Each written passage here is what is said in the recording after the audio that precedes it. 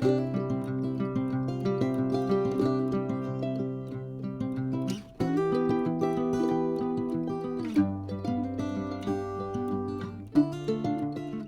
the 1800s, it was a common thing for families to own a gun. Almost every town had its own gunsmith. The local law officers, of course, would have guns.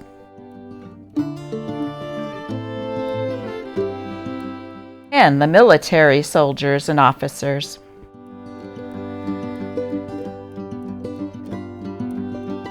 A majority of the women also knew how to use pistols and rifles.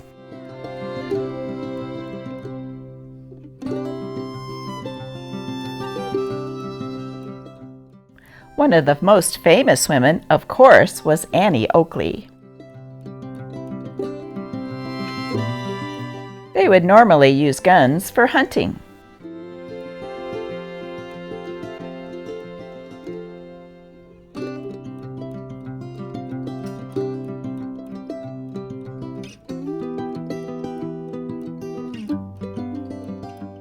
Boys were taught at an early age how to use the guns.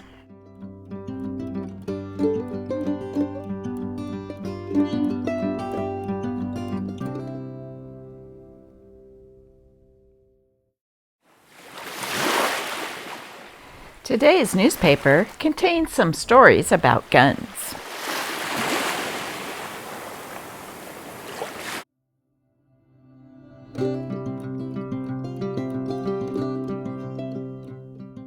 This is the Portland Oregonian newspaper dated June 26, 1879.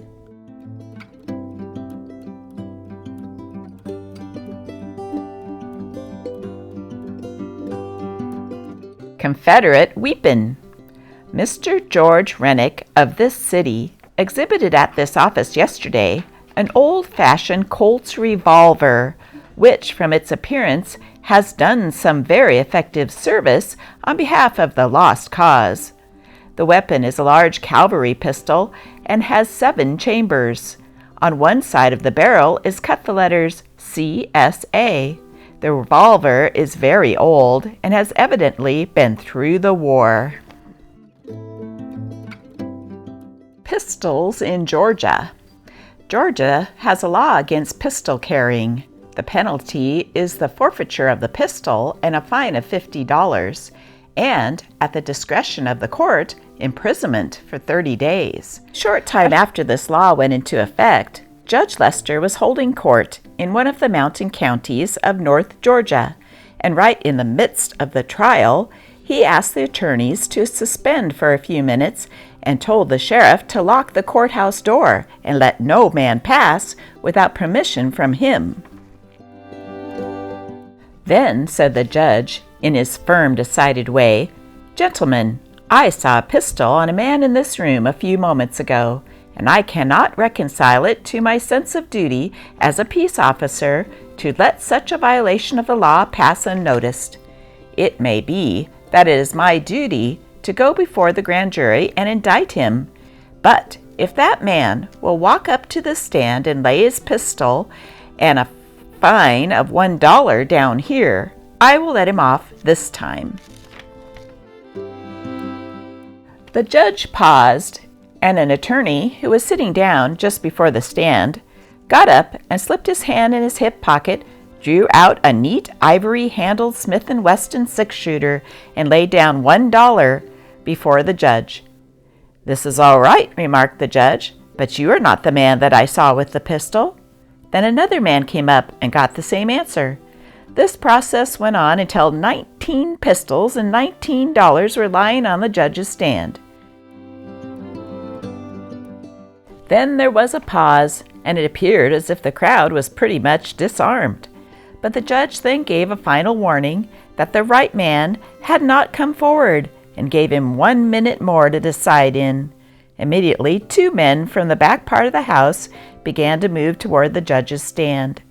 Once they stopped and looked at each other, then, coming slowly forward, laid down their pistols and their dollars.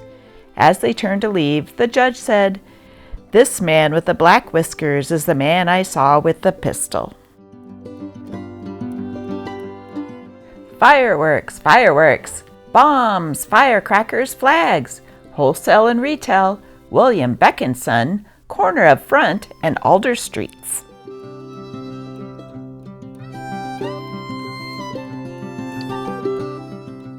Wonders will never cease.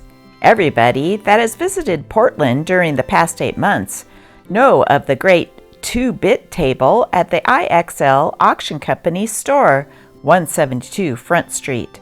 Something new is added every day, and whenever we look, we wonder at the cheapness of the things coming under the head of "Your Choice" for 25 cents.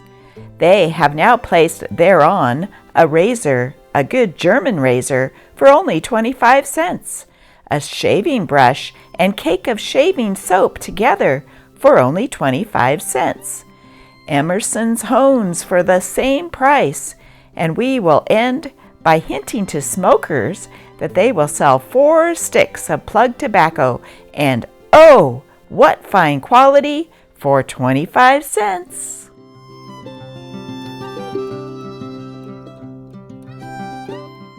Secure your bargains. Chance for everyone. Don't miss this opportunity. Sold at actual cost. Gold and silver watches, gold and silver chains, jewelry, clocks, etc. William Bescheinen, corner of Front and Morrison Streets.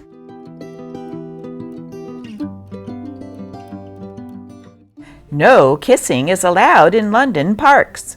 An ardent swain, wandering upon a common with an object of his affection, put his arm around her and kissed her then and there upon public property under the general jurisdiction of the Metropolitan Board of Works.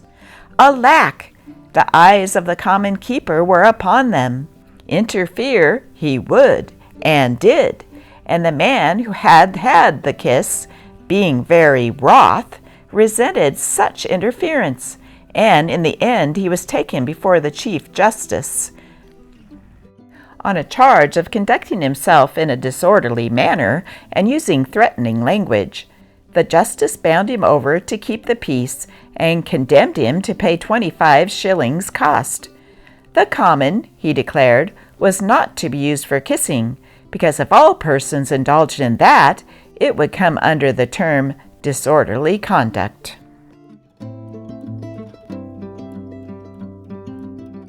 I found this 1800s style pocket watch on Amazon.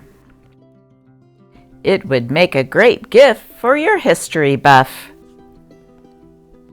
If you'd like to check it out, just look under my descriptions for the handy link to take you right to Amazon.